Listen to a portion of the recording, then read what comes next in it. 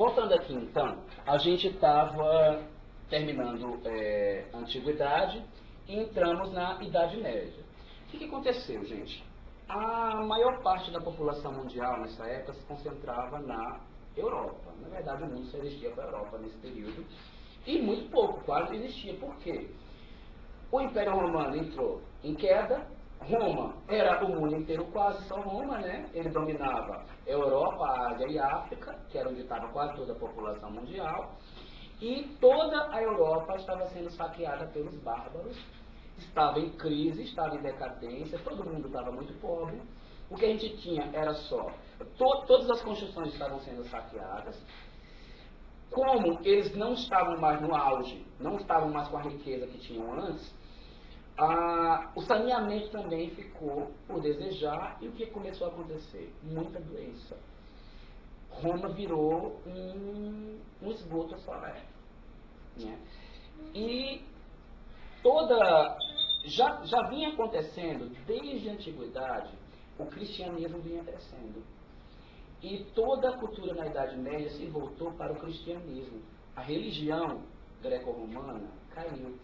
Porque justamente a perseguição, que não era massiva era assim, os romanos meio que perseguiam os cristãos, mas matavam uns aqui, outros ali, quem desafiava, mas eles não perseguiam todos.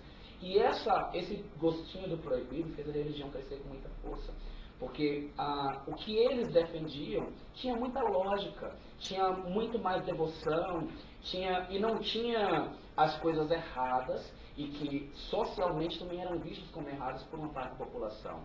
Então o cristianismo cresceu, a ponto que, ao chegar na Idade Média, só tinha riqueza, um pouco de riqueza e de poder, qualquer coisa que tivesse relacionada com a igreja e com o clero. E era justamente na vida dos monastérios que a gente começa a encontrar algum tipo de, pelo menos, riqueza para subsistência.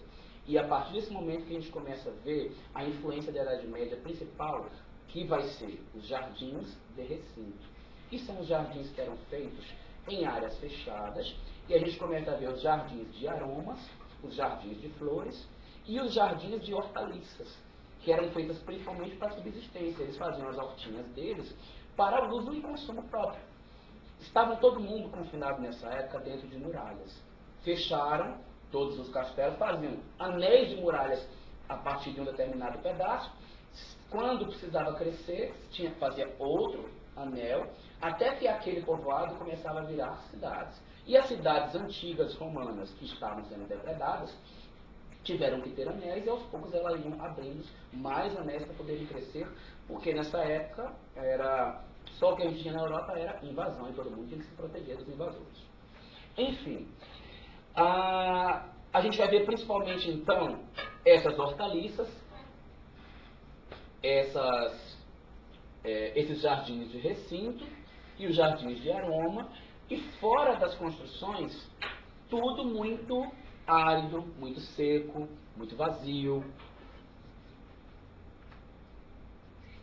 Mas a gente começa a ver que depois de um determinado tempo de confinamento, o clero e a burguesia começaram a se misturar e começou a voltar a ter a riqueza ainda na Idade Média. E começou a ter de novo os encontros sociais. Agora não rolava mais a orgia, né? Todo mundo vestidinho, bonitinho, né? Até o chão. Os encontros sociais, eles tinham muito mais relação com filosofia, com trocas de ideias, com religião. E estavam, inclusive, normalmente entre religiosos, né? Porque era o tipo de vida social que existia para este momento. E os jardins de flores, porque como a vida era muito árida e muito rústica nesse período, havia necessidade de agradabilidade dentro dos espaços. E os jardins de flores começaram a aparecer nesse momento. O Raul, e esse jardim de aromas seriam os jardins de flores ou não? Na verdade, não só os de flores, é porque existia vegetação, como as hortaliças de cheiro, que eram usadas como temperos, que também eram jardins de aromas. Mas alguns eram de flores também, os jardins de aromas causados por flores. Tinha as duas coisas, né? Mas era influência principalmente dos árabes e dos espanhóis. Tá? Nesse período da Idade Média, se eu não me engano, foram os mouriscos, que eram também um tipo de povo espanhol, que trouxe o uso de azulejos e de jardins de aromas para esses confinamentos que existiam na Idade Média. E a gente tem aqui um exemplo de um monastério, como ele era na Idade Média, se mantém até hoje, né? Que é o monastério de Savió, que fica na França. E é uma coisa meio triste, né, de se ver. Foi aos poucos melhorando, mas era bem essa carona que as coisas tinham na Idade Média, quando elas existiam. Isso aqui, na verdade, já é um caramanchão, né, todo de trepadeiras, mas ele já está recomposto num período mais contemporâneo. Provavelmente tinha só essas arcadas no passeio do monastério, e depois é que ele ficou com esse verde todo. Gente, nesse período, começaram a ser feitos os jardins de contemplação, ainda na Idade Média. Começou a ser feito, você estava no alto do monastério, e de lá você começava a ver os jardins. E as formas geométricas que estavam no piso começaram a ser apreciadas. Então eles começaram a topear a vegetação para estabelecer formas e fazer caminhos, e normalmente no meio desses jardins eles colocavam motivos. Tá?